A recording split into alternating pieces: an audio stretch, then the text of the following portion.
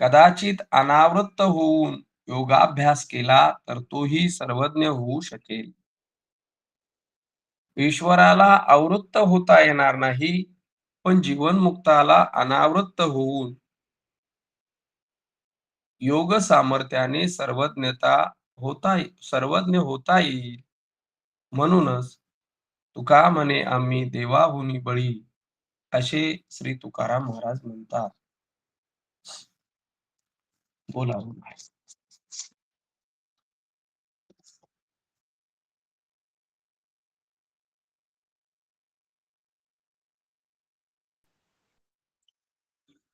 ठीक आहे.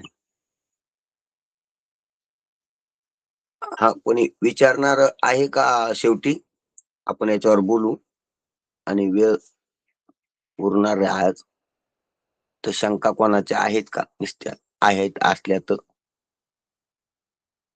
वेळ ठेवायला जास्त. हा, शब्दाचा आरंभक परिणाम, मध्यम परिणाम आणि अंतिम परिणाम याच्यावर जरा पुन्हा एकदा प्रकाश टाकावा असं मला वाटतंय. ठीक आहे, तुमचं एक आहे. एक मुद्दा.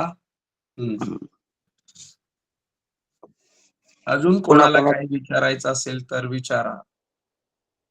विचारू का मी महाराज प्रश्न? त्याला अरे बाप, ठीक आहे. विचारा विचारा.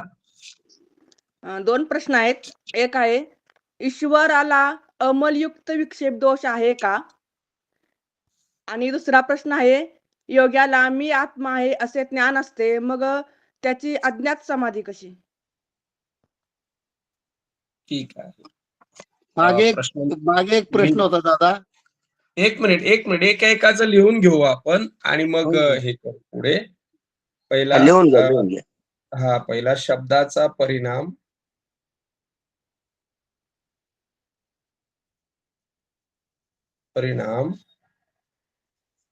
आरंभक, मध्यम आणि अंतिम. हा, ताई दुसरा, ईश्वराला अमलयुक्त विक्षेप असतो काय? एक मिनिट. ईश्वराला अमलयुक्त विक्षेप असतो काय? आणि तिसरा, योगी मी आत्मा आहे असं म्हणतो, बरोबर ना? होय. मी आत्मा आहे असं म्हणतो का जाणतो? तो जाणतो, त्याला माहित असतं ना मी आत्मा आहे. मी आत्मा आहे असं योगी जाणतो. मग योग्याची समाधी अज्ञात कशी काय? बरोबर. होय.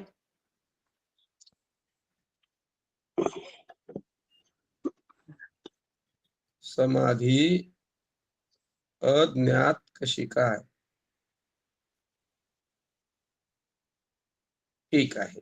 हा, अजून कोण विचारणार होते? बोलले होते, आता बोला. हा बाबा, मी बोललो होतो. बोला महाराज, बोला. पण प्रश्न हा मागच्या 5व्या तरंगाच्या वेळेला एकाने विचारला होता, विषयाला धरून नसताना. तेव्हा महाराजांनी त्यांना थोड्याच विश्लेषण केलं होतं आणि पुढे मागे त्याचे विश्लेषण करू असे म्हणाले होते, आठवण करा म्हणून. तर तो विचारला तर चालेल का? विचारा, चला विचारा. म्हणजे अनाहूत ध्वनी कशाला म्हणतात असा त्या व्यक्तीचा प्रश्न होता. अनाहूत ध्वनी कशाला म्हणतात, बरोबर. हा, तर त्याचं त्यांनी विश्लेषण थोडं केलं होतं. ठीक आहे. अनाहूत ध्वनी कशाला म्हणतात, बर. त्यांची व्याख्या करून त्यांनी 9-10 प्रकार आहेत, पुढे मागे विचारा, आठवण करा असं म्हटले होते. ठीक आहे. म्हणून आता ते विषयाला संबंधित धरून असल्यामुळे मी विचारलं. ओके, ठीक आहे. चला पुढे अजून आपल्या चाललेल्या विषयाला, चाललेल्या ओवीला अनुसरून काही प्रश्न असतील तर विचारा. विषय अनेक होतात, पण आपल्याला बऱ्याच वेळा ऐकतो त्यावेळेस कळालं असं वाटतं, पण पुन्हा ते त्याचं बरोबर अन्वय होत नाही. तर असं काय असेल तर विचारत चला. काय तू कळाल्याच्या वेळेचा अन्वय पुन्हा टिकत नाही, म्हणून आपल्याला प्रश्न उत्तराचा दिवस ठेवावा लागलेला आहे.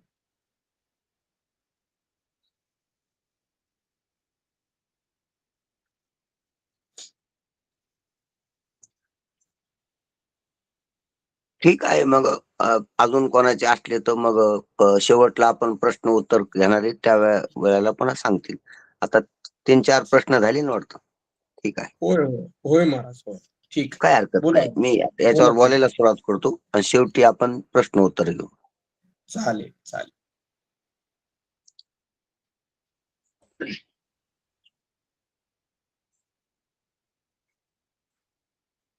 वडिला व्यक्ताच्या वंशा, उद्योत करू सूर्य जैसा, येणे एके गुणे आकाशा अंबरत्व. वडिला अव्यक्ताच्या वंशा, उद्योत करू सूर्य जैसा, येणे एके गुणे आकाशा अंबरत्व. महावैष्णव माऊली ज्ञानोबाराय शब्दाचा अनेक प्रकारानं गौरव करून वापो करतात आणि शब्दाचा उपयोग आपल्याला सांगतात. शब्दाचा उपयोग स्मृती करून देणं आणि ज्ञान करून देणं असा आहे. मग ज्ञानोबारायानं तो उपयोग स्मरण करून देणं सांगितलं. आणि ब्रह्मज्ञान आहे का ब्रह्मस्मरण आहे असा जर आपण त्याचा हिशोब केला तर ब्रह्मज्ञानच म्हणतो कोणी बी. पण ज्ञानोबाराय स्मरण मानतात. स्मरण आणि प्रसिद्ध शब्दानं स्मरण होतं आणि शब्दानं ज्ञान होतं. ज्ञान होतं म्हणून शब्दी प्रमा आहे, शब्द प्रमाण आहे. जसं डोळ्यानं रूपाचं ज्ञान होतं, ते प्रत्यक्ष ज्ञानाचा प्रकार आहे. तर अनुमानानं ज्ञान होतं काही हेतू पुढे असल्यावर. हेतू प्रत्यक्ष असतो, तसा धूर प्रत्यक्ष आहे आणि धुराहून अग्नीचा अनुमान आहे. अग्नी प्रत्यक्षाचा विषय नाही, उकिरड्यातला डोंगरावरला, पण धूर प्रत्यक्षाचा विषय आहे. आणि धुराहून संबंधाहून संबंधीच ज्ञान हे अनुमान ज्ञान आहे. हेतूहून हेतूच्या कारणार्थ किंवा हेतूहून ज्या हेतूच्या संबंधितच ज्ञान हे अनुमान प्रमाण आहे.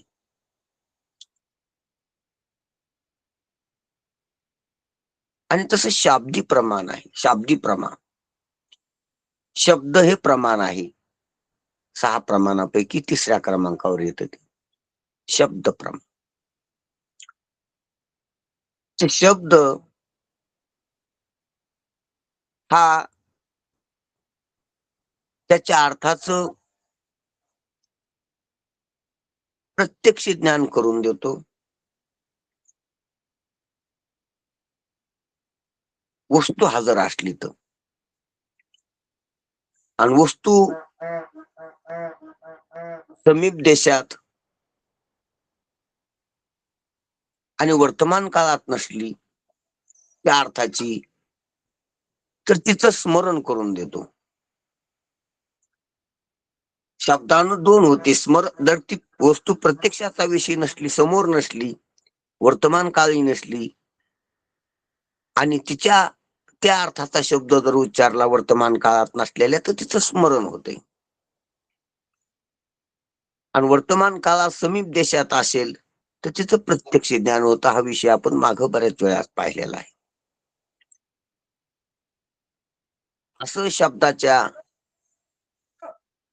शक्तिवृत्तीनं आणि लक्षणावृत्तीनं शब्दापासून स्मृती आणि ज्ञान होत असते, म्हणून शब्द ही प्रमाण आहे. मग स्मरण कशाला म्हणावं आणि प्रत्यक्ष ज्ञान कशाला म्हणावं? तर स्मरण दोन प्रकारचं असतंय. एक संस्काराचं झालेलं स्मरण,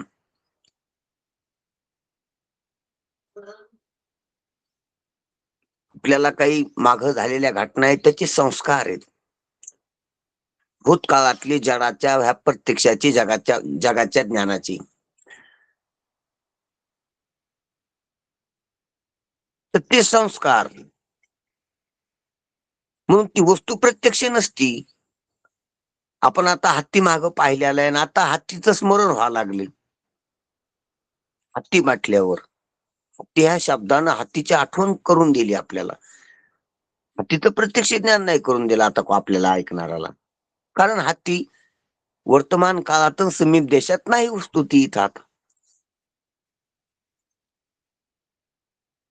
आता आपल्या समोर आता आणि समोर वस्तू नाही, म्हणजे आता म्हणजे वर्तमान काळात, समोर म्हणजे समीप देशात.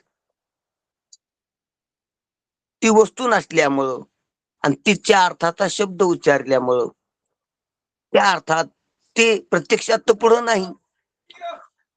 मग वृत्ती संस्काराकडे गेली आणि हत्ती ह्या शब्दाचा जो संस्कार आहे अंतःकरणात मागा अनुभवलेला, कधीतरी पाहिलेला,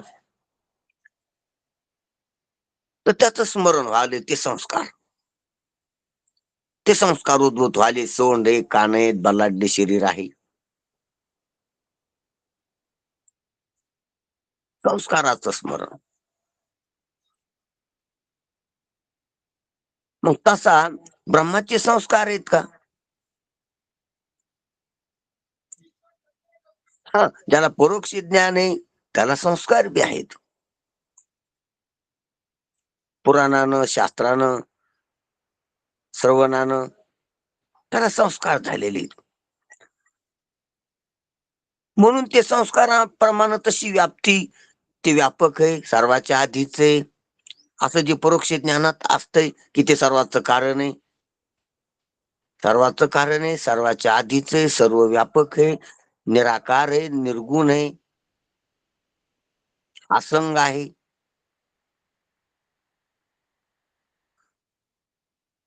असं जे ब्रह्माचं परोक्ष ज्ञान आहे, त्या परोक्ष ज्ञानाचे संस्कार झाले असले भावनेनं, श्रद्धेनं ऐकल्यामुळं,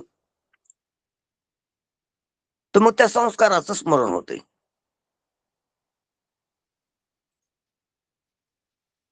पण हे परोक्ष ज्ञानानं शब्दानं झालेलं स्मरण आहे संस्काराचं.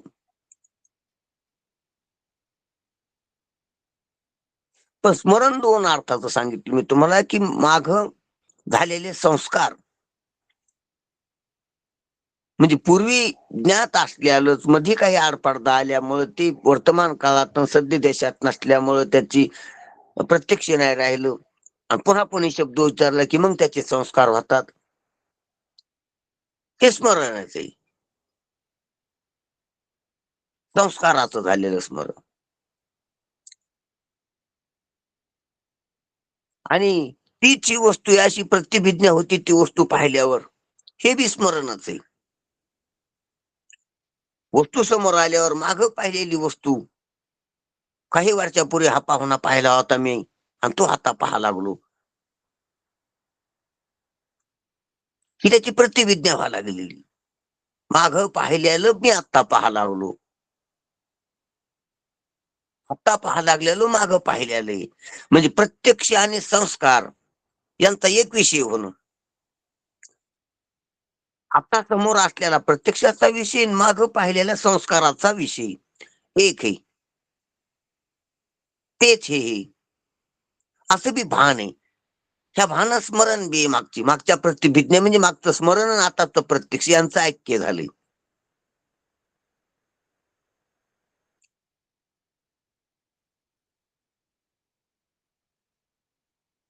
तस ब्रह्माचं अज्ञान कधीच नसतंय, ज्ञानाच्या गोष्ट. ब्रह्म स्वयंप्रकाश आहे. ब्रह्म स्वयं आहे आणि प्रकाश आहे. स्वयं आहे शब्दाचा अर्थ सर्व आहे. जिथे जे जे ज्याचा ज्याचा प्रश्न आहे, ज्याला ज्याला शंका आहे, ज्याला ज्याला अज्ञान आहे, तिथं तेच ब्रह्म आहे. ज्याला शंका आहे, ज्याला अज्ञान आहे, ज्याला संशय आहे, ज्याला नाही वाटते तेच ब्रह्म आहे. जिथं चेतन आहे तिथंच तर अज्ञान आहे. अज्ञान जडा ठिकाणी लावता येत नाही. आणि ते चेतना ठिकाणी लावता येत, चेतन म्हणल्यावर तिथं ज्ञान आहे. ते स्वयं तेच ब्रह्म आहे.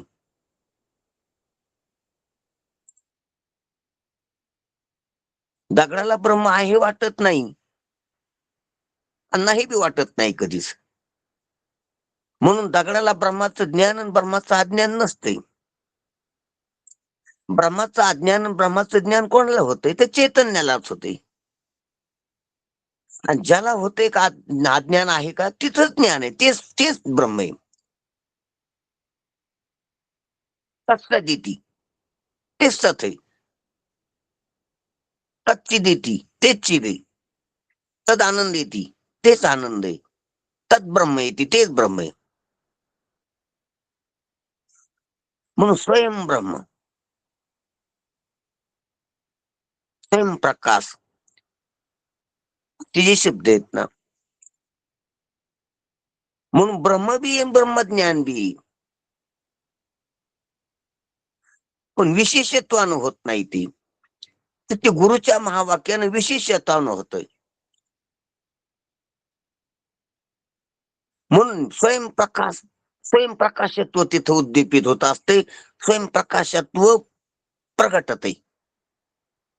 मी ब्रह्म आहे हे स्वयंप्रकाशत्व आहे.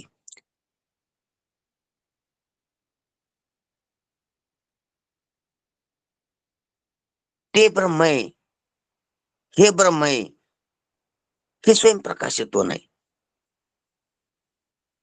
अयम आत्मा ब्रह्म हे स्वयंप्रकाशत्व, अहम ब्रह्मस्मी हे स्वयंप्रकाशत्व आहे.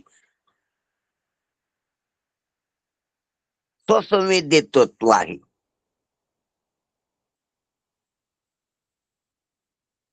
आणि याच्यामध्ये मी ब्रह्म आहे असं जे ज्ञान आहे, याच्यामध्ये मी ब्रह्म आहे हे प्रत्यक्ष बी आहे. मी ब्रह्म आहे याच्या स्मृती सुद्धा आहे. कारण पहिलाच ब्रह्म आहे. तुका म्हणे होता ठेवा तो या भावात सापडला. होय तो आधीची आहे. परी काय की जी बुद्धी तशी नव्हे, बुद्धी तशी झाली नव्हती, बुद्धी नव्हती तशी, वस्तुस्थिती तशीच होती. स्वरूपानं ब्रह्म पाहिलाच होतो. म्हणून जेव्हा जेव्हा ब्रह्मज्ञान येईल तेव्हा मी पहिलाच ब्रह्म आहे असं ज्ञान असते.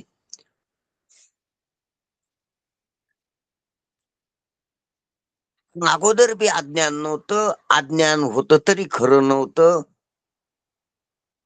अज्ञानाचा अध्यास होता, ही ध्यानात घ्यायची गोष्ट आहे.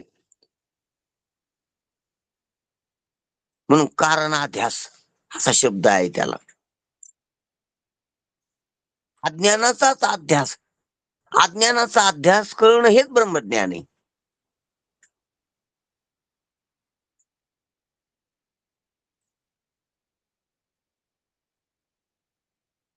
अज्ञान अध्यास झाला की झालं ब्रह्मज्ञान.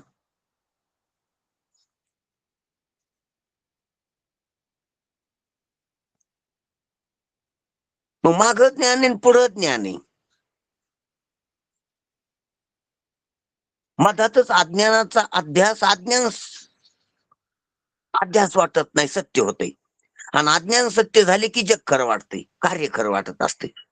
आणि कार्य खरं वाटलं की जीव ठरवत असतो.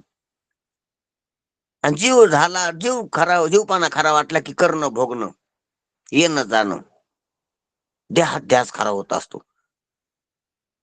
अहम मम लागत असते. मग झाला अहम ममतेच्या लवड सवडी, मातेनं पवतीची बापुडी. म्हणून जन्म मरणाची दुथडी डोहलत ठेली असं हळूहळू हळूहळू खाली येत असतो.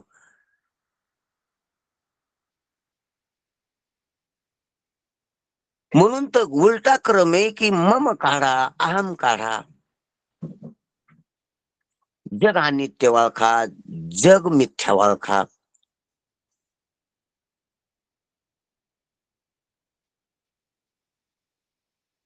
आणि स्वला सत चित आनंद ओळखा.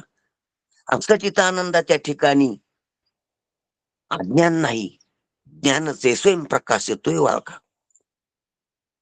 म्हणून उलटा क्रम आहे, ब्रह्मज्ञानाचा उलटा क्रम आहे आणि जगत अध्यासाचा उलटा क्रम आहे.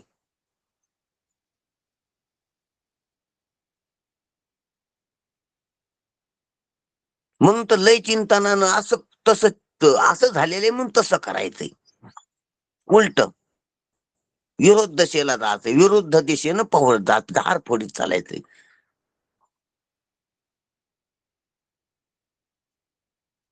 म्हणून ब्रह्मज्ञानात ब्रह्मस्मृती म्हणून स्मृती लाभता. मी पहिलाच हे कळतंय. ज्या ज्या वेळेला ब्रह्मज्ञान होते त्यावेळेला स्मरणच होते, त्याचं की हे पहिलेच होते, हे तर पहिलंच आहे. जग खोटं तर पहिलेच आहे, मी ब्रह्म ते पहिलेच आहे. ब्रह्माशी अभेद तर पाहिलाच आहे. मी न मरणारा तर पाहिलाच आहे, मी न दिसणारा तर पाहिलाच आहे. ज्या ज्या वेळेला ज्ञान होईल त्या त्या वेळेला स्मृती रूपच होते, कारण ते पहिलंच आहे.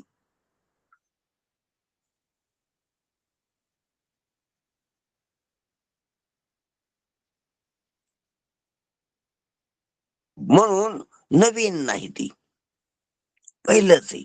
जुना दुगादीची नाणे बहुता काळाचे ठेवणे, लोपले होते पारखेपणी. पारखेपणाच्या भ्रमानं लोपलं होतं. पारखेपणाचा भ्रम कळतो का? ते दुसरं वाटत होतं, देव दुसरा वाटत होता, ब्रह्म दुसरं वाटत होतं. हा पारखेपणा आहे. लोपले होते पारखेपणी, पारखेपणानं लोपलं. पारखीपणा म्हणजे दुसरीपणा, ते दुसरं वाटतंय. ही जीवदशीत कधी बी देव वाटला तर दुसरा वाटतो, नाहीतर नाही वाटतो. ही एक जीवपणाची विशेषता आहे. जीवपणात नास्तिकता असली तर देव नाही वाटतो, आणि आस्तिकता असली तर देव दुसरा वाटत असतो.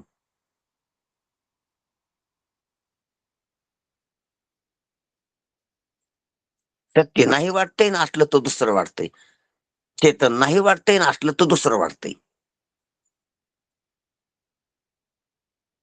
आनंदच नाही वाटतो, निराशा झाल्यावर असला तर दुसऱ्या पदार्थातही दुसरा आहे वाटतो, आपल्याला होणार आहे दुसरा आहे.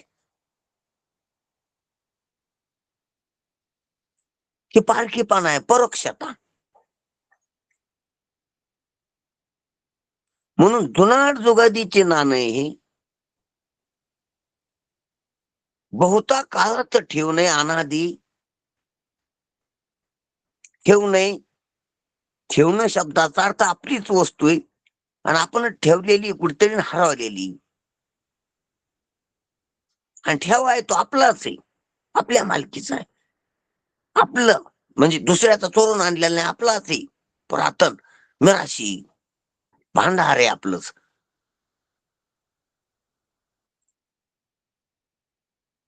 आपले म्हणल्यापेक्षा आपणच आहेत, पण हे नंतर कळत आहे. म्हणून जुनाट जुगादीचे नाणे बहुता काळाचे ठेवणे, लोपले होते पारखेपणे. पारखेपणानं लोपलं होतं, परोक्षानं आड गेलत. हा चलने चुकविला. ते चलनानं, चंचलतेनं, वासनेनं, कल्पनेनं, हे चलन आहे. चंचलता, चलन. तुका म्हणे पाहिली मागे, एवढ्या लागे अंतरला. ही चंचलता, हा विक्षेप, आणि विक्षेपात मल.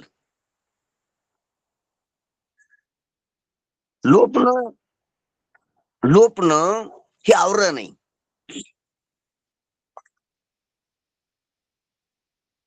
आणि चलन ही चंचलता, विक्षेप आहे. आणि विक्षेपात शिरला आणि विक्षेपातच राहिला की पुढे मल होतो, हे पाप आहे. तिकडून इकडं आधी आवरण आहे, नंतर विक्षेप आहे, नंतर मल आहे. आणि इकडून तिकडे जाताना आधी मल काढावा लागतो, नंतर विक्षेप काढावा लागतो, नंतर आवरण काढावं लागतं. इकडून तिकडे उलटी वाट आहे, उलटा क्रम आहे. मग तिकडून पाहायला गेलं तर आवरण विक्षेप मल, इकडून पाहायला गेलं तर मल विक्षेप आवरण, अशी पडते येते.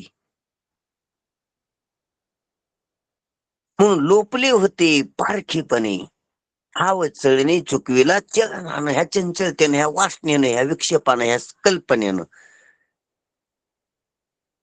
ह्या द्वैत सत्यत्व बुद्धीनं, भ्रांतीनं हाव चलणे चुकविला. जसं त्या आंधळ्याला खाजविल्यानं दरवाजा गेला.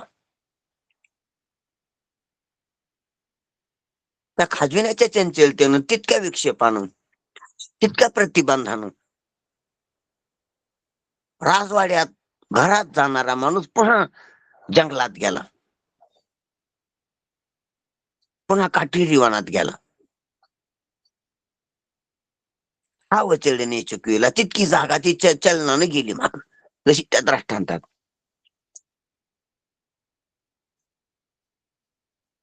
चंचलतेनं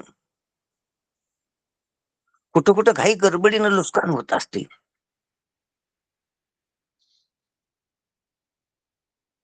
म्हणून हा वचळणे चुकविला. बरं चुकीला जरी असलं तर पहिलाच होता, हे बी हे तर आपल्याला लक्षात घ्यायचं की पहिलंच होतं. हे नंतर कळतं, म्हणून नंतरच हे बोलणं आहे तुकोबारायचं. जुना, कारण कळून बोलणं हे जुना हात जुगादीची नाणी आहे, जुनाट हे जुगादीचं ज्ञान आहे, अनादी अनंत काळाचं पहिलंच आमचं आहे ना. नाही बहुता काळाचं ठेव नाही, आमच्या मालकीचं आमचं आहे, हे नंतर माहित झालं. म्हणजे ज्ञानानंतरची भाषा आहे, जीवनमुक्ताची भाषा आहे ती की जुनार जोगादीचे नाणे बहुता काळाचे ठेवणे, लोपले होते पारखीपणे, ठाव तळणे चुकीला होता. आणि आता ते मीच हे कळालं, भान झालं, स्मृती लाभता. म्हणून ब्रह्म ज्ञान हे ब्रह्मभान आहे, ब्रह्मस्मृतीच आहे. कारण स्मृती शब्दात पहिलं ज्ञान आहे, अज्ञान शब्दात पहिलं अज्ञान आहे. म्हणून भान शब्दात अज्ञानाच्या आधी बी ज्ञान होतंय, ज्ञान होतं. महाराज सांगतात ना, देखत होतो आधी मागे पुढे सकळ, हे पहिलं ज्ञान आहे, पहिलंच होतं. मग हे दृष्टी गेली डोळा आली पडळ, नंतर अज्ञानाचा पडदा, अज्ञानाचा अध्यास आहे. आणि आधी जर ज्ञान नसतं, नंतर झालेलं ज्ञान पुन्हा बी गेलं असतं, पण आधीच आहे आपल्याला, म्हणून ते जात नाही नंतर. म्हणून मोक्षे नंतर अनंत आहे, पुन्हा बंधन होत नाही. हे त्याचं कारण आहे, आधीच आहे म्हणून. म्हणून म्हणून स्मरणदानी प्रसिद्ध, म्हणून स्मरणच आहे ते. असा उपकारक साधन रूप शब्द आहे. ह्या शब्दानं जर उपयोग केला तर बद्धतेचा मुक्त होतो, दुःखाचा महासुखानं ओथंबून जातो, भूचक्रात पडल्याला समाधानानं स्थित होतो.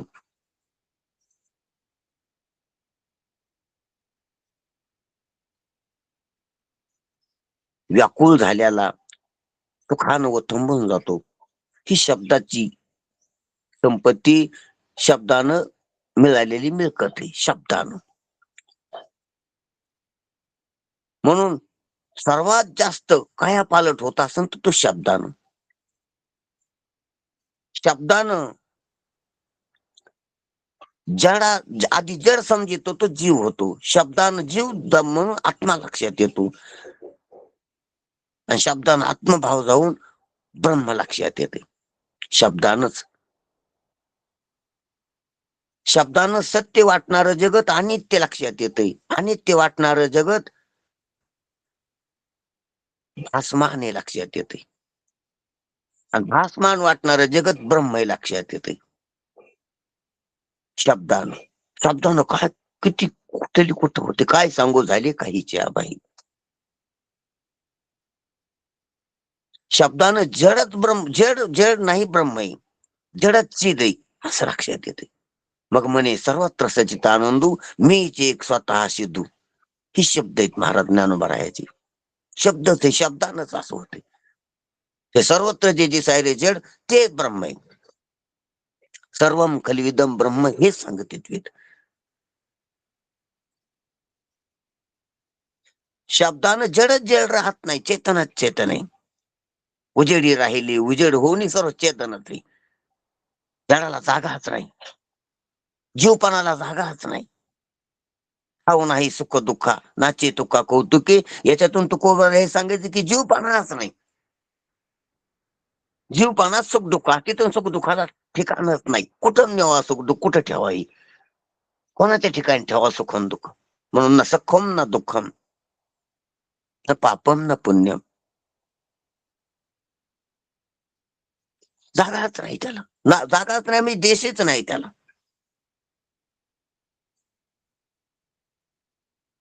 प्रपंचाला देशच नाही, जीवपणाला देशच नाही. सर्व ब्रह्मच आहे.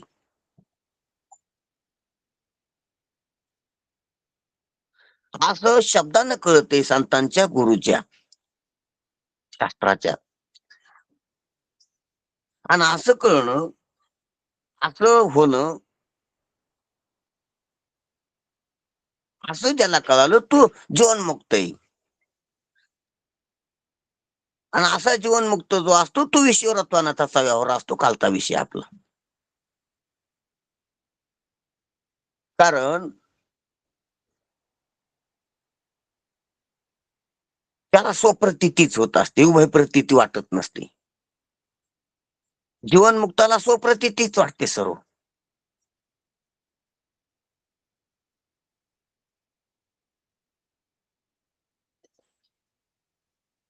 पुढचा दुसरं कोण तुका म्हणे आता नाही दुसरी.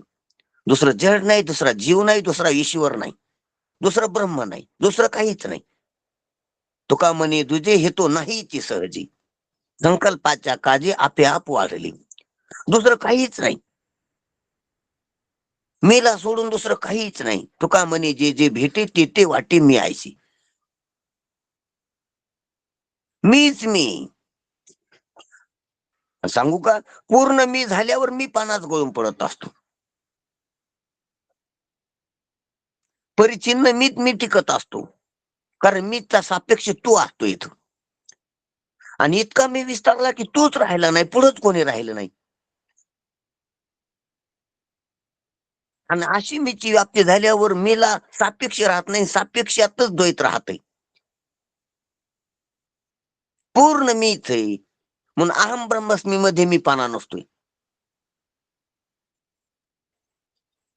कारण त्याला परिच्छेद नाही, त्याला खंड नाही, त्याला प्रतिस्पर्धी नाही, त्याला परिच्छेद नाही, किंवा त्याला पुढे सापेक्षताच नाही. सापेक्षतेने जग चलते, द्वैत सापेक्षतेने चलत असते. आणि मीची व्याप्ती अशी अनंत झाल्यावर, अनंत कळाल्यावर सापेक्षताच राहत नाही. म्हणून ना अहंकार ना द्वैत. बोलायचं का? जगचे देह झाले, हम्म, प्रिया प्रिय गेले, हर्षामर्षी ठेले, दुजीने विना. बरोबर बरोबर आहे. योग्य वगैरे योग्य समय दिले तुम्ही. दुजे विन, दुसरं राहिलं नाही काही. म्हणून मीची व्याप्ती अशी लक्षात येते ब्रह्मज्ञानात. म्हणून मीच आहे. म्हणून तत्वज्ञानात मीची व्याप्ती एवढी कळाली की अहंकार गळून पडतो. आणि भक्तिशास्त्रात तू देव आहे, तू आहे, तू ही तूची व्याप्ती एवढी वाढली की तिथे मी पानाला जागा राहत नाही. हे भक्तिशास्त्र आहे.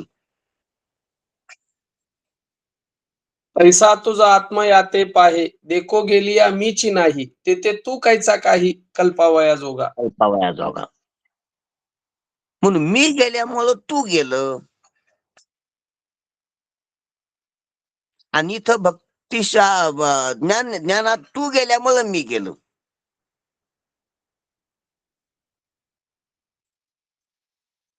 ध्यानात या. बायको मेल्यामुळं नवरेपणा गेला,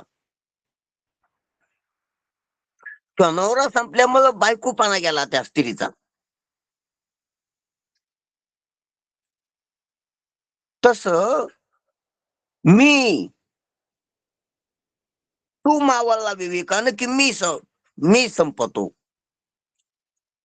आणि मी मावळला नम्रतेनं लीनतेनं की तूही तू होतो. मग भक्ताची भाषा तूही तू आहे, ज्ञानाची भाषा अहम ब्रह्मस्मी. पण दोन्ही मध्ये बी अहंकार नाही, कारण मीला सोडून दुसरं कोणी असलं तर मी टिकन. मग तुम्ही एकटे जेव्हा असता तेव्हा मीपणा नसतोय, ध्यानात घ्या. लोकात जेव्हा येतात तेव्हा मीपणा फुलत असतो, तेव्हा मीपणा प्रगट होत असतो. मी तू पण जाऊ दे दुरी. बरोबर बरोबर. लोकात आल्याशिवाय मीपणा उद्भूत होत नाही अंतःकरणात. अहंकार मीपणा. एकटे तुम्ही राहत जडात राहा, रानात राहा, मीपणाच होत नाही. जेव्हा बाजारात गल्लीत मार्केटला यात्रेत तेव्हा तू ते तसे येत मी कसा आहे, त्यांचे कपडे कसे येत माझे कसे. तुम्हाला तुमच्या कपड्याचं ध्यान येतं का शेतात जंगलात? कारण पाहणारच कोण नाही ना. तुची तिथं अभिव्यक्ती भर दिसत नाही म्हणून मीची होत नाही. म्हणून हा एक दृष्टांत घेतला आपण. तसा मी अहम ब्रह्मस्मी मध्ये अहम नसतो हे मला सांगायचं होतं. म्हणून असा अहमीवर जो व्यवहार आहे तो ईश्वराचा असतो, म्हणून तो ईश्वराचा असतो, दुसरा नाही कोणी. म्हणून जीवनमुक्त हा स्वप्रतीती असते जीवनमुक्तीत. दुसरं कोणी नसते, एकटा असा असतो, एकत्वाने व्यवहार असतो तो ईश्वराचा. म्हणून कारण जीवनमुक्ताला सर्व जे पुढचं दिसतं ते स्वप्न होत असते, स्वप्न अवस्था असते. प्रगट अवस्था आहे ती स्वप्न अवस्था, आणि अप्रगट आहे तर ती विदेह मुक्ती आहे त्याची. ही जीवनमुक्ती आणि ती विदेह मुक्ती. जेव्हा द्वैत दिसतो तेव्हा जीवनमुक्त, आणि तो एक दिसत नाही तो हा विदेह मुक्त असतो, तो जीवनमुक्त.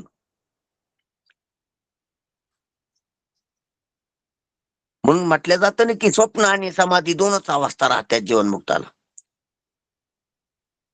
द्वैत नाही दिसलं तर समाधी, आणि तो एक दिसलं तर स्वप्न आहे. त्याला जागृती आणि झोप नसते, सुसुप्ती नसते.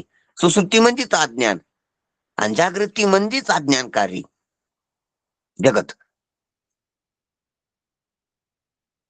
अज्ञानाच्या अवस्था आहेत, बद्धाच्या अवस्था आहेत.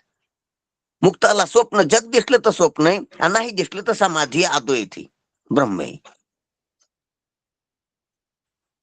म्हणून तो ईश्वरच असतो, म्हणून जीवनमुक्त ईश्वर असतो. म्हणून प्रश्न केलता की ईश्वर सृष्टी निर्माण करतो, तशी जीवनमुक्ताला सृष्टी निर्माण करता येते का? आता हा ज्ञानातून आलेला प्रश्न आहे पुढचा, की निर्माण करणं. म्हणून तो ईश्वर जो मानतो तो सृष्टी निर्माण करणारा, सृष्टीला धरून जगाला धरून ईश्वर मानतो, जगाला धरून ईश्वर मानतो. जग ज्याच्या नियंत्रणात आहे असा. म्हणून तशी ईश्वर जीवनमुक्ताला निर्माण करता येते का असा प्रश्न आहे. हा प्रश्न फाटा फोडणारा आहे, किंवा अज्ञानातून आलेला आहे, जग सत्यत्वबोधीतून आलेला आहे, भेदातून आलेला आहे. आणि तिकडूनच प्रश्न असतात. अभेदात कुठं प्रश्न असतो का? जगमिथ्यातात कुठं प्रश्न असतो का? म्हणून सर्व प्रश्न अज्ञानाची, अज्ञानातून आलेली, कोणाची असो कुठलची असो, भ्रमातून आलेली, कल्पनेतून आलेली.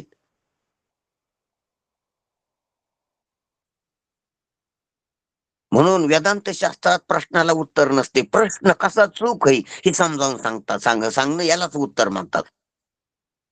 प्रश्नकर्त्याचा प्रश्न चूक संकल्पनेतून आलेला आहे, चूक समजुतीतून आलेला आहे. तो प्रश्न चूक आहे हेच प्रश्नाचं उत्तर असते. म्हणून वेदांत शास्त्रात प्रश्नाला वेगळं उत्तर नसते. प्रश्नच कसा, प्रश्नकर्त्याचा कसा घोटाळा झाला कुठं, प्रश्नच नाही. प्रश्न कसा उद्भवला, कुठून उद्भवला, त्या प्रश्नाचा उगम सांगून त्या प्रश्नाचा उगम कसा चुकीचा आहे हे सांगणं हेच प्रश्नाचं उत्तर असते वेदांत शास्त्रात. अद्वैतात प्रश्न नाही, अभेदात प्रश्न नाही, स्वयंप्रकाशात प्रश्न नसतोय.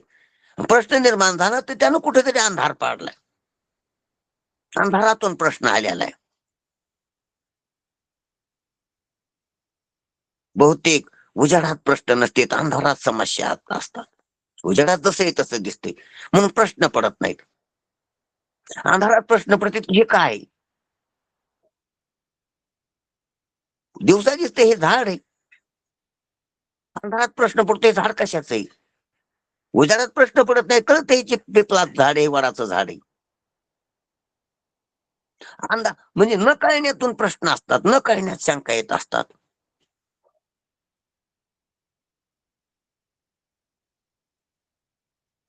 म्हणून तो विश्वर असतो जीवनमुक्त. मग त्याला सृष्टी निर्माण करता येते का, तर गमतीनं उत्तर द्यायला की हो. आणि खरं बी ती गंमत बी नाही, खरं बी व्यवहाराच्या दृष्टीनं, की तुम्ही स्वप्न निर्माण करता तर स्वप्नाचे जनक नाहीत का? तसं जीवनमुक्ताला सर्व सृष्टी सर्व द्वैती स्वप्नवत असते, स्वप्नच असते.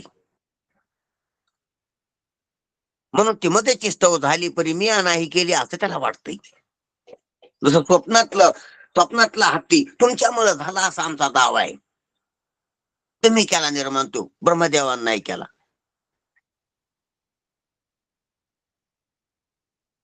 त्याची लावावी वाट. स्वप्नातला तुमचा देह कोणी निर्माण केलता, स्वप्नातला तुम्हाला दिसलेला हत्ती कोणी निर्माण केलता, स्वप्नातलं जग कोणी निर्माण केलं, दुसरं तर कोणी नव्हतं केलं, तुम्हीच केलं. पण ते खरं नव्हतं म्हणून तुम्हाला त्याचा अभिमान बी नाही वाटला की मी एवढा केलंय. म्हणून हिंमतची स्तव झाली परी मी नाही केली. ही ईश्वराची भाषा आहे. ईश्वराच्या मुखातून कृष्ण परमात्मा म्हटलेली तशी, हिंमतची स्तव झाली परी मी नाही केली. आणि तसंच अशी ज्याने जाणीतली तो सुटला का, असं ज्यानं ओळखीलं तो सुटला. कारण त्याला ते खरं खरं वाटत नाही. सारी झाली मेली लटके वचन वाटतंय. जग झालेलं नाही, जग केलेलं नाही, जग भासलेलंय, जग मांडलेलंय, जग कल्पिलेलंय, जग भ्रम आहे, जग अध्यास आहे, जग म्हणणं अज्ञान आहे, असं त्यालाच कळतंय. जगाला जागाच नाही असं कळणं म्हणजे अद्वैत प्रगट नाही. आणि असं अद्वैत प्रगटलेला असतं त्याला विश्वर म्हणा. प्रगट व्यवहारात अप्रगट तो लक्षात येणं, द्वैतात अद्वैत लक्षात येणं, सगुणात निर्गुण लक्षात येणं, रूपात आरोप लक्षात येणं, जडात चेतन लक्षात येणं, ही तर ईश्वराची प्रकटता आहे. हे तर वेद होणे, हे तर विश्वर होणे, हे तर वेदज्ञ होणे. म्हणून ही विश्वरात असं नेहमी असते. कारण विश्वर असा सर्वज्ञ, सदा सर्वज्ञ, आणि जीवनमुक्त असा सदा सर्वज्ञ असतो असाच. म्हणून ही सृष्टी दुसऱ्या कोणी केली म्हणा तर मीच केली, झाली म्हणा तर माझ्यापासूनच झाली, आणि नाही तर माझ्या ठिकाणीच नाही. तिन्ही भाषा बोलायला लागलो मी. केली तर हे मजाची स्तव झाली, झाली माझी, मीच केले. संकल्पाच्या काजी आपोआप वाढली. आताच आपण अभंग घेतला तो कोबरायचा. मजेची स्तव झाली किंवा माझ्या ठिकाणी वाटलं का झालं का केलं, की आपल्या समजुतीचे स्तर असतात. कधी जग केलेलं वाटतं, कधी झालेलं वाटतं, कधी वाटलेलं म्हणजे. मग असं सर्व जगाला तो आटोपून असतो. म्हणजे सर्व जगाला जो आटोपून असतो त्याला विश्वर म्हणा. जग जेव्हा त्याला गुंडाळता येतंय, विस्तारता येतंय, त्याला विश्वर म्हणा. ध्यानात घ्या गोष्ट. जसं आपल्या गावाचा रुमाल आपल्याला पांगिता येतो, गुंडाळून ठेवता येतो घडी घालून. आपण ईशन करायलो त्याचं, तसं पाहिजे तसं जग विस्तार बी कळतो जगाचा, आणि गुंडाळून बी ठेवता येतं जग, त्याला विश्वर म्हणा. ईशन करतो तो. तसं जगाला पहा बी आणि जगाला गुंडाळून बी ठेवा. जगाला इंद्रियानं पहा आणि जगाला विचारानं गुंडाळून ठेवा. जगात गुंतून बसू नका. जसं आपण रुमालात गुंतत नाहीत, गुंतून बसत नाहीत, अडकून बसत नाहीत. पाहिजे तेव्हा पांगितो आणि पाहिजे तेव्हा गुंडाळून ठेवतो. घाम आला खिशातला हात रुमाल काढतो, घडी उकलितो, पुसतो, लटकेतो, पुन्हा गुंडाळून ठेवतो. म्हणजे त्याला कामाकामी वापरतो, त्याला वापरतो.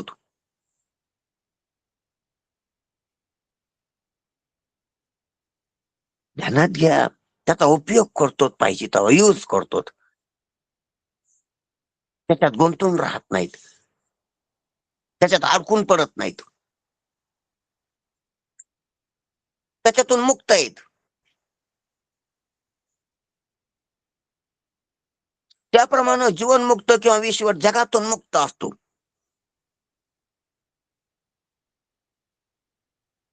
जगातून मुक्त,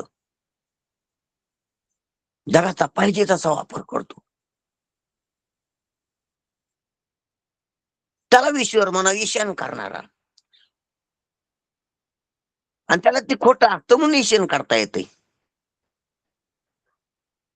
खोटं लक्षात आल्याशिवाय, खोटं हे कळाल्याशिवाय ईशान कसं करता येईल. म्हणून जीवनमुक्त पुरुषाला सर्व स्वप्न अवस्थाच आहे. म्हणून सृष्टी जीवाने निर्माण केली म्हणणारा सृष्टी दृष्टीवादाचा पक्ष फार श्रेष्ठ आहे. महाराज म्हणते फारच श्रेष्ठ आहे सृष्टीवादाचा अपक्ष. कारण की दृष्टीनच सृष्टी आहे, नाही तर सृष्टीच नाही. म्हणून सृष्टी दृष्टीच्या नियंत्रणात आहे आणि दृष्टी द्रष्ट्याच्या नियंत्रणात आहे आणि द्रष्टत्व साक्षीच्या नियंत्रणात आहे. आणि साक्षी ब्रह्मरूप आहे. म्हणून ब्रह्मच आहे सर्व, नियंत्रित आहे, नियंत्रणाच्या बाहेर नाही, कब्जाच्या बाहेर नाही, आवाक्याच्या बाहेर नाही. म्हणून जीवनमुक्ताचं जग आवाक्याच्या, ज्याचं जग आवाक्याच्या बाहेर आहे त्याला बद्ध म्हणावं, ज्याचं त्याच्या आवाक्याच्या आत आहे त्याला जीवनमुक्त म्हणावं. बद्ध कोण? ज्याची बायको आवाक्याच्या बाहेर आहे त्याच्या, तो बद्ध आहे. ज्याच्या आवाक्याच्या आत आहे तो बायकोपासून मुक्त आहे, बायको असून मुक्त आहे तो बायकोपासून.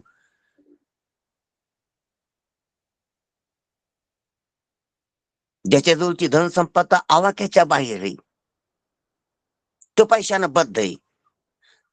ज्याच्या जवळची धनसंपदा आवाक्यात आहे, त्याच्या हिशोबात आहे, त्याच्या नजरेत आहे, ते त्याच्यातून मुक्त आहे. हे काही आवाक्याच्या आत वजन असलं तर वजनापासून मुक्त आहे, परेशान नाही तो. आणि आवाक्याच्या बाहेर असलं तर त्यानंच परेशान असते. आवाक्याच्या बाहेर असणं परेशानी. म्हणून ईश्वराची माया ईश्वराच्या आवाक्याच्या बाहेर नाही. आणि जीवाची अविद्या जीवाच्या आवाक्याच्या बाहेर आहे, त्याच्या डोक्यावर मिरे वाटते ती.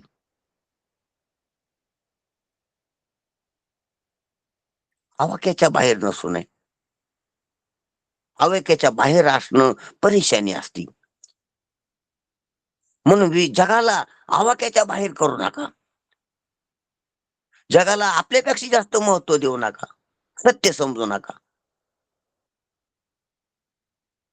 त्याला सुख समजून त्याच्या नादी लागू नका, त्याला आवाक्याच्या बाहेर करणं, गुंडाळून ठेवता आलं पाहिजे. म्हणून दृष्टीसृष्टीवाद कळाला तर जग कसं गुंडाळल्या जातं हे कळत आहे. म्हणून दृष्टीसृष्टीवाद फार श्रेष्ठ आहे. सृष्टी जीवाने केली, पण त्यात अज्ञात जीवाची सृष्टी बंधाला कारण आहे व ज्ञात जीवाची सृष्टी जीवनमुक्तीचे विलक्षण सुखाला कारण आहे. म्हणून हे ज्ञात पाहिजे, जग गुंडाळून ठेवण्याचं तंत्रज्ञात पाहिजे. कसं ठेवतायत, कसं ठेवलंय संतान, कसं ठेवायचं सांगितलंय आणि कसं गुंडाळता येते. आणि गुंडाळलेलं ते पहिलंच, ते म्हणजे मिथ्या, ते पहिलंच.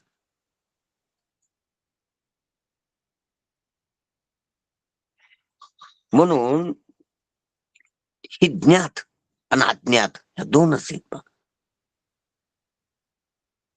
म्हणून ज्ञात जीवाची सृष्टी जीवनमुक्तीचे विलक्षण सुखाला कारण आहे, अज्ञात जीवाची सृष्टी बंधाला कारण आहे. म्हणून जग पहा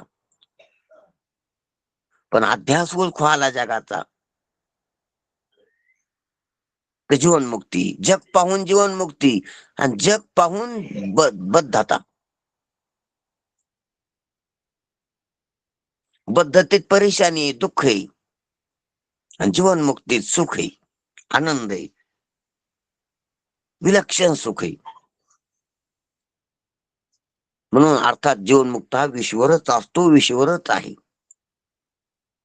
म्हणून तुकोबाराय, ज्ञानोबाराय हे ईश्वर आहे, ते आपल्याला सर्व मान्य आहे. त्यांच्या बोधाला धरून, त्यांच्या कर्तुम अकर्तुम शक्तीला धरून, त्यांनी केलेल्या चरित्राला धरून आपण त्यांना ईश्वर म्हणतो. ही आपली श्रद्धा आहे, भावना आहे, आणि बरोबर आहे ती. पण प्रत्येक जीवनमुक्त हा ईश्वराचा असतो. कोणी बी जीवनमुक्त असल्या की ईश्वरत्वानं व्यवहार असतो त्यांचा.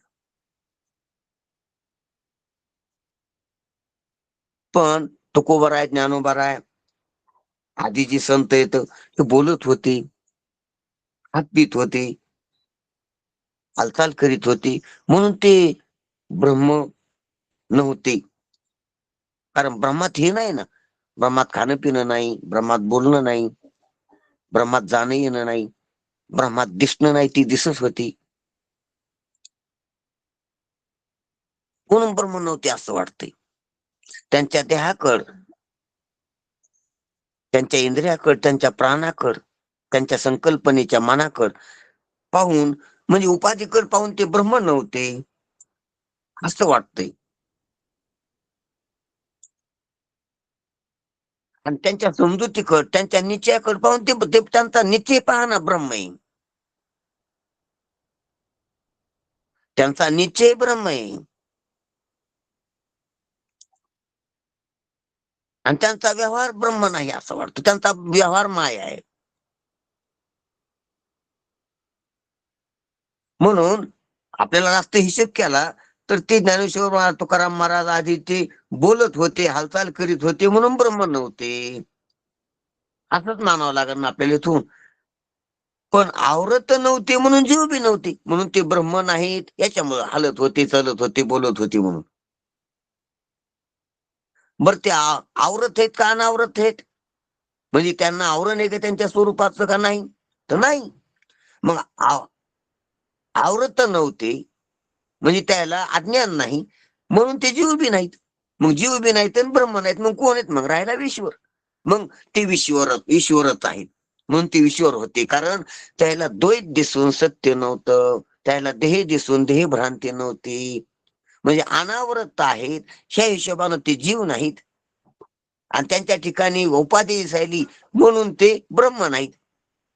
कारण ब्रह्म निरुपाधिक असते, आणि जीव आवृत्त असतो तर आवृत्तपणा नाही, म्हणजे त्याच्या जीवांचं लक्षण बसत नाही. आणि आपल्या हिशोबानं ते दिसायली उपाधी म्हणून ब्रह्माचं लक्षण बसत नाही. मग लक्षण कोणतं बसतं? ते ईश्वराचं. कारण की द्वैत आहे पण द्वैत भ्रांती नाही, द्वैत अहंकार नाही द्वैताचा, देहाचा द्वैत सत्यता नाही, म्हणून ते ईश्वर रूपच आहेत, ईश्वरच असते. जीवनमुक्त ईश्वरच असतो. पुन्हा शंका केली की जीवनमुक्त ईश्वर असेल तर त्याला त्या सर्वज्ञता असते काय? तो सर्वज्ञ असतो का? कारण ईश्वराचा कर्तुम अकर्तुम अन्यथा कर्तुम, आप्तकाम, कृपाळू आणि सर्वज्ञ अशी काही विषय असते ईश्वराची. तृप्त, आप्तकाम आणि कृपाळू आणि सर्वज्ञ, सर्व शक्तिमान, सर्व करता, माया ज्याच्या ताब्यात आहे,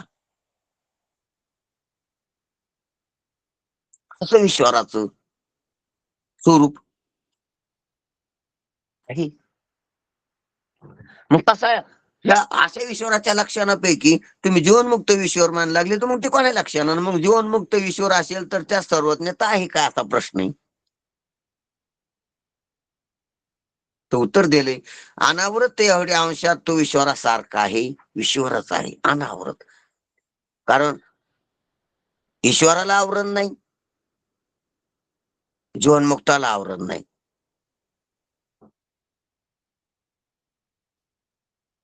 आणि आवरणामुळं जीवपणा नाही ना इथं, आवरणच नसल्यामुळं भ्रांती नाही ना इथं, द्वैत नाही ना तिथं, आवरण नसल्यामुळं द्वैत सत्यता नाही, म्हणून ईश्वरासारखाच आहे. आता सर्वज्ञता, सर्वज्ञता शब्दाचा अर्थ तरी काय केला? सर्वज्ञ. पाहू आपण ते पाहत लागलो 2 मिनिटात आता की सर्वज्ञता नसली म्हणजे तो ईश्वर नाही काय. आता हे पहा, अज्ञानाची सर्वज्ञता वेगळी असते आणि ज्ञान झाल्यावर सर्वज्ञता वेगळी वाटत असते. आपल्याला काय वाटतं, त्याला एका क्षणात सर्व कळतं, त्याला सर्वज्ञ म्हणतो आपण. सर्वज्ञ म्हणजे सर्वज्ञ त्याला एकाच वेळाला कळत नाही. आपण अल्प म्हणजे तेवढंच नाही, रूप पाहिलं तर आपल्याला रस कळत नाही, रस पाहिला तर शब्द कळत नाहीत, तिकडे वरती गेली ती इकडे कळत नाही, घरी असलो तर दुकानाकडे कळत नाही, शेताकडे कळत नाही, शेताकडे असलो तर घरचं दुकानातलं किंवा गावातलं कळत नाही. ज्या इंद्रियातून ज्ञान झालं त्याच इंद्रियाचं होतं. बरं, त्या इंद्रियातून बी सर्व विषयाची होत नाही, जे विषय समोर आला त्याच होतंय. म्हणजे अल्पज्ञता आहे. आणि ईश्वर सर्वज्ञ आहे. हे हिशोबाने पाहतो आपण. सर्वज्ञ आणि अल्पज्ञ म्हणजे कमी जाणणारा आणि जास्त जाणणारा.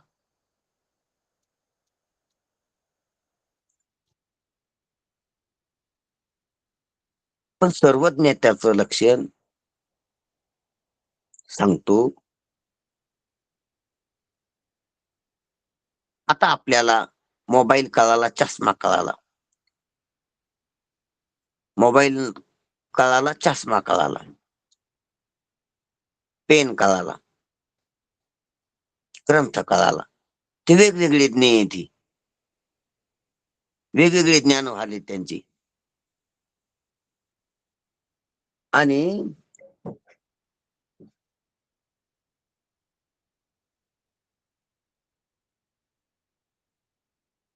हे अल्पज्ञाताच आहे. पण सर्व एक पृथ्वी, पृथ्वीला सोडून काहीच नाही. पेन पाहताना पृथ्वीची, चष्मा पाहताना पृथ्वीची. म्हणून हे सर्व पृथ्वी असं एक ज्ञेय होणं, हे पहा एकच ज्ञेय, ज्ञेय एकच आहे. पृथ्वी म्हणलं की ज्ञेय एक आहे, पेन नाही, चष्मा नाही, काही नाही. सर्वाचं उपादान एकच आहे, ते उपादान कळालं. उपादान सर्व आले, हत्ती के पाव मे सबके पाव. पृथ्वी कळणं, सर्व जग कळणे, जगातल्या सर्व वस्तू कळणे.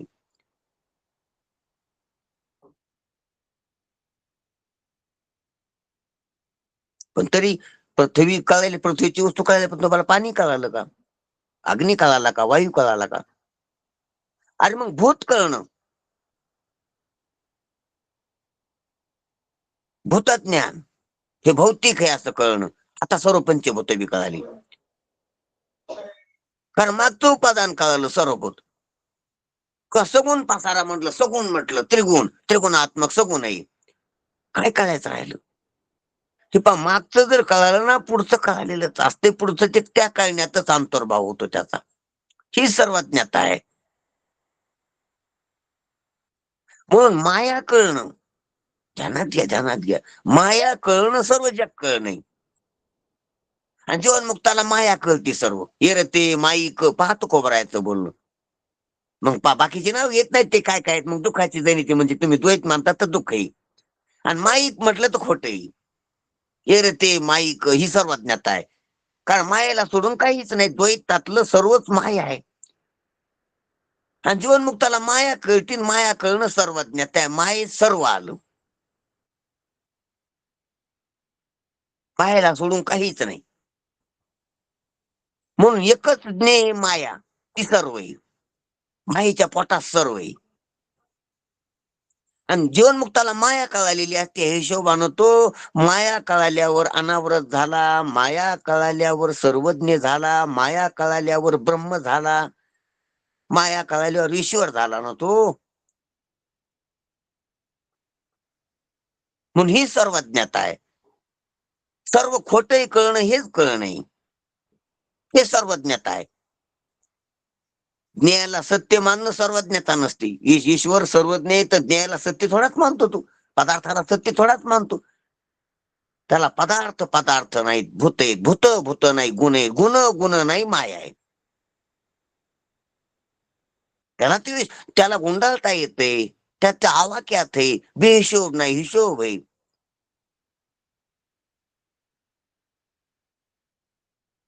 ही सर्वज्ञता आहे. सर्वज्ञता काही वेगळी नसते. म्हणून जसे म्हणून अनावृत्त एवढ्या अंशात तो ईश्वरासारखा असतो, सर्वज्ञता नसली तरी तो ईश्वर नाही काय. आणि दुसरा एक पक्ष सांगतात ते की तुम्ही जशी म्हणता सर्वज्ञता की सर्व एकाच टायमाला कळलं पाहिजे, असा जे तुमचा सर्वज्ञ शब्दाचा अर्थ करता, तर त्या अर्थानं बी आम्ही सांगतो की तशी सर्वज्ञता नसली तरी ईश्वर प्राण नसतो काय. तुम्ही जी सर्वज्ञतेचं लक्षण केलं तसं जरी तुम्ही तसं लक्षण केलं तर तसं नसल्यास ईश्वर नसतो काय असं म्हणायचं. सर्वज्ञ नसल्या ईश्वर नसतो काय. सर्वज्ञ हे एकाच लक्षण काय ईश्वराचं आहे का. तुम्ही त्याच लक्षणाकडून पाहा लागले आणि त्या लक्षणाचा आग्रह धरायला लागले. ते नसल्यावर ईश्वर ते मुख्य लक्षण नाही सर्वज्ञता ईश्वराचं. मग त्याला खाली दृष्टांत त्याला जशी एखाद्या बाईची नाकात नथ नसली म्हणजे ती सुवासिनी नाही काय. पैसे असल्यावर नथ घेता येते. सुवासीनपणा नथावर अवलंबून नाही, सौभाग्यपणा नथेवर अवलंबून नाही. नथ शोभेचा विषय. पैसे जास्त असल्यामुळे घेण्यात आली. मग ज्याजवळ पैसे नाही त्याला का सौभाग्य नसतं का, ती का सुवासीन नसती का. हा नथ असली तर सुवासीनपणाची त्या सौभाग्यपणाची शोभा वाढली. जशी एखाद्या बाईची नाकात नथ नसली म्हणजे ती सुवासीन नाही काय. बाई नथीने शोभते तसे सर्वज्ञतेने ईश्वर शोभतो असं म्हणावं लागल. सर्वज्ञतेने विषय शोभित. जीवनमुक्त पुरुष स्वप्नहार नाही. आता जीवनमुक्त पुरुष बहुतेक जीवच वाटत असतो. कारण आपलं जे पाहणं आहे ते देहदृष्टीनं, व्यवहार दृष्टीनं, गुण अगुण दृष्टीनं, विद्वान अविद्वान दृष्टीनं, प्रत्यक्षता दृष्टीने पाहतो. आपण याला तुलना करून पाहतो.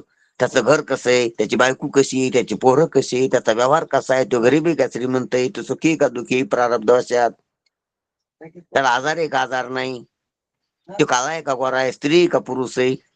ही सर्व देहदृष्टीचं पाहण आहे. आपण जे जीवनमुक्ताकड, महाराज मंडळीकड, गुरुकड हे वरल्या वेशानं पाहत असतो तर आपल्याला ते जीवच वाटतो. म्हणून जीवनमुक्त पुरुष स्वप्नार नाही, पण अनावरत असतो. मग त्याला म्हणून संताला आतून पाहा, संताला संतत्व आखून पाहा, गुरुला गुरु कोण पाहा, देहाकून पाहावं नाही. हे बघ काही काही गोष्टी उपाधीतून पाहावं नाही. पाहुण्याला बोटाकून पाहू नाही. त्याचे कसे बोट आहेत, अहो त्याच्या चेहऱ्याकडे पहा, त्याच्या संबंधाकडे पहा, त्याच्या नात्याकडे पहा.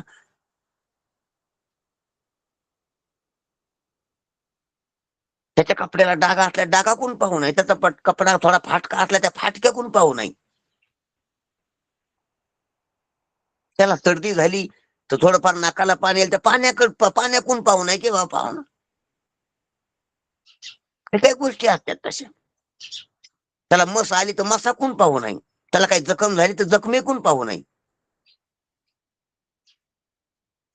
पाहुण्याला जसं आपण संबंधानं, नात्यानं, गौरवानं पाहतो, नाही त्याच्या पदाकून, त्याच्या प्रतिष्ठेकून, त्याच्या वैभवाकून, त्याच्या बंगल्याकून, हे जसं आपण अनुकूलतेकून जसं पाहतो तसं संतांना इकून पाहिलं पाहिजे. गुरुला इकून पाहिलं पाहिजे. त्याच्या मुक्ततेकून, त्याच्या निश्चयाकून, त्याच्या समजुतीकून, त्यांच्या विचाराकून, त्यांच्या विद्वतेकून, त्यांनी केलेल्या बोधाकून, त्यांनी सांगितलेल्या युक्तिवादातून, त्यांनी सांगितलेल्या दृष्टांताकून, त्यांनी केलेल्या आपल्या समाधानाकून, इकडून पाहिल्यावर मग ते संत आहेत. मग त्यांचं वैभव कळतंय. म्हणून जीवनमुक्त पुरुष स्वप्नार नाही ते इकून पाहिल्यावर. इकून पाहणारा स्वभाव आहे का, त्याची काय स्वभाव आहे, पण अनावरत असतो हे मात्र खरंय. म्हणजे त्याला आवरण नसतंय. अनावरत म्हणजे आवरत नसतं तो, म्हणजे त्याला अंधार नसतो, अज्ञान नसते. कदाचित अनावृत्त होऊन योगाभ्यास केला हा तर तोही सर्वज्ञ होईल. कदाचित त्यानं जर अनावृत्त झालेलाच आहे पण त्यानं जर योगाभ्यास केला पुन्हा तर तो सर्वज्ञही होऊ शकेल, तर काय ज्ञानी होऊ शकेल. ही विशेषता माईची, माई काही ती मिळता येईल, नाही मिळाल तरी काही महत्वाचं नाही.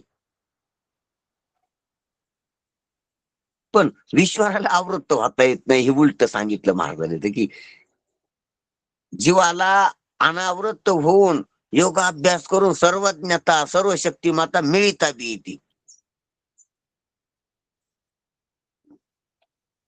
पण ईश्वराला आवृत्त होता येत नाही. ईश्वराला जग सत्य मानता येत नाही. करायचं असलं तरी तसं भेद सत्य मानता येत नाही. ईश्वराला खाली इकडे येता येत नाही. आणि आम्ही तर असे की इकडे बी आलो तर पुन्हा तिकडे बी जाता येते. म्हणून ईश्वराला तरी आमच्याकडे असं करता येत नाही.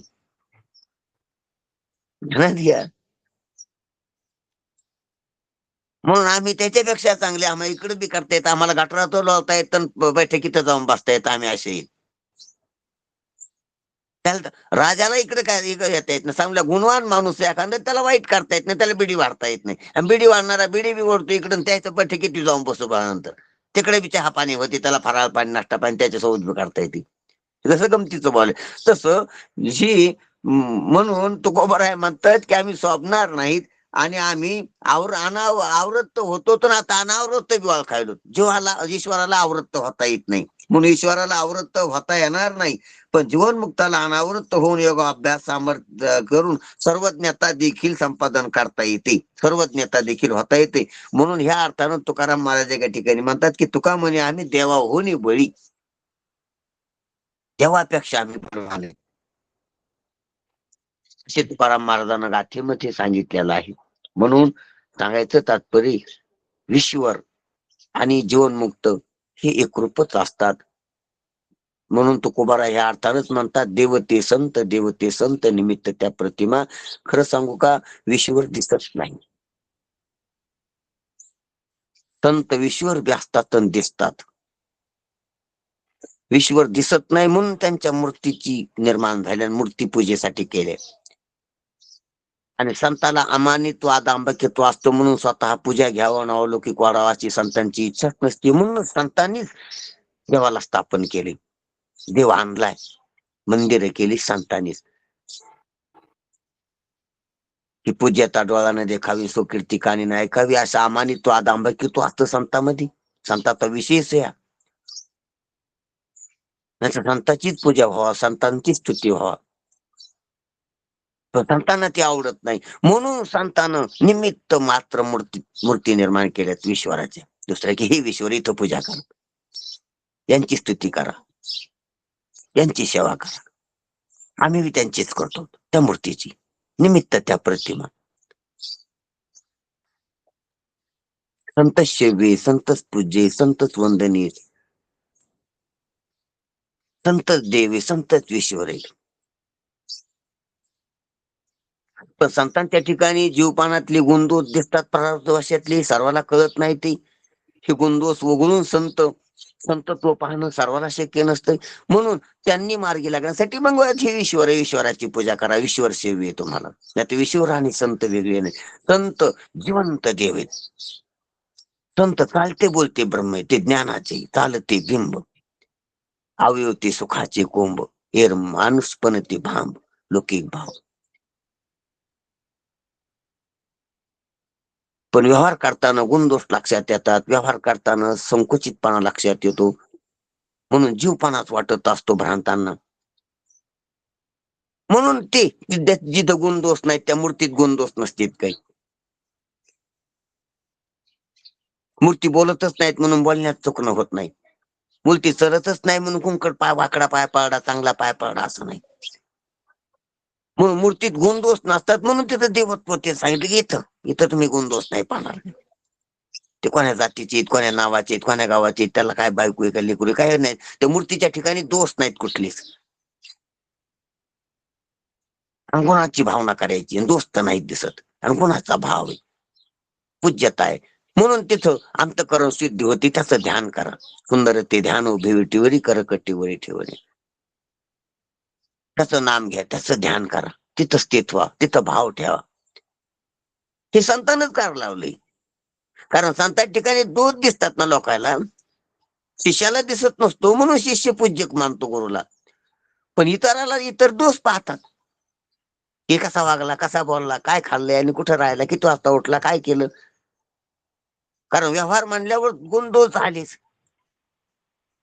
म्हणून तिथं ईश्वरत्व प्रगट असतंय पण सर्वांना लक्षात येत नसतंय. म्हणून पण साधकाला, ज्याला हे संस्कार झाली, ज्याने हे श्रवण केलं, ज्याला थोडीफार सवड लागली, त्याला त्याच्यासाठी गुरुजी सांगतात की म्हणून जीवनमुक्त हा विश्वरच असतो. विश्वरच असतो. त्याची सर्वज्ञता असते. तो सर्व शक्तिमान असतो. तो माया मोहित नसतो. माया नियंत्रणात आहे त्याच्या. त्याला द्वैत सत्य वाटत नाही. त्याला आवरण नसते. त्याला मल नसतो. त्याला विक्षेप नसतो. त्याला वासना नसते. त्याला कल्पना नसतात. हे अज्ञान कार्य जे काही आहे ते त्या ठिकाणी दिसत नाही. म्हणून त्याच्या ठिकाणी जीवत्व सिद्ध होत नाही. ईश्वरत्व सिद्ध होते व्यवहाराकडे पाहून. आणि त्याचा व्यवहार जर तुम्हाला खोटा कळाला तर तो ब्रह्मच आहे. आणि तो अहम ब्रह्मच मी सांगत बी असतो. म्हणून त्याच्याकडून जे ऐकणारे त्यांना ते ईश्वरच आहे असं लक्षात येते. असो या प्रमाण आहे. मला वाटतंय आपला वेळ लय झाला ना बापा. मी डोळे झाकून बोलू लागलो, क्षमा करा. प्रश्न राहिले तर आता प्रश्न कसे घ्यायचे पाहता आता सांगा मला. तुम्ही आठवण करून दिली नाही मधात.